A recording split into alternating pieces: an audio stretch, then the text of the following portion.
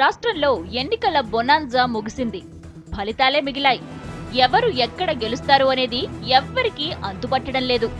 Opinion polls, exit polls, సొంతంగా సర్వేలు ఇలా ఎన్ని జరిపినా అసలు ఫలితం ఎలా ఉంటుందోనన్న టెన్షన్ అన్ని పార్టీల్లో కనిపిస్తోంది. ఇలాంటి సందర్భంలోనే ఇన్స్టెంట్ గా ఫ్యూచర్ ను చెప్పేవాళ్లు కొందరున్నారు. వాళ్లే జ్యోతిష్యుడు. అలాంటి జ్యోతిష్యులకు ఓ వండర్ఫుల్ ఛాన్స్ తలుపు తడుతోంది. మే 12న మున్సిపల్ ఫలితాలు, మే 13న స్థానిక సంస్థల ఎన్నికల ఫలితాలు రిలీజ్ అవుతున్నాయి. వీటి తర్వాత అంటే మే 16వ తేదీన most wanted general election results కూడా వస్తున్నాయి. ఇదే తేదీన 5 ఏళ్ల కింద కూడా ఫలితాలు విడుదలయ్యాయి. అప్పుడు ఇప్పుడు వైశాఖ మాసమే. అప్పుడున్న అభ్యర్థులే ఇప్పుడు ఉన్నారు.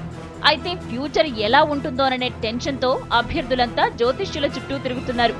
ఫ్యూచర్ను చెప్పడంలో జ్యోతిష్యులకు మించినవారు లేరు. అందుకే భారత హేతువాద సమాఖ్య వారికి సవాలు విసురుతోంది.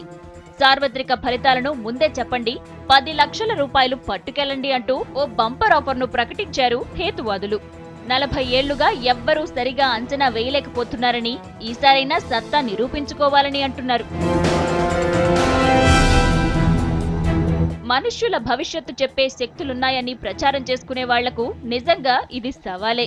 ఫ్యూచర్ ను ఎవరూ చెప్పలేరని, జనం నమ్మవద్దని చెప్పడమే హేతువాదుల అంతిమ లక్ష్యమని వేరే చెప్పనవసరం లేదు.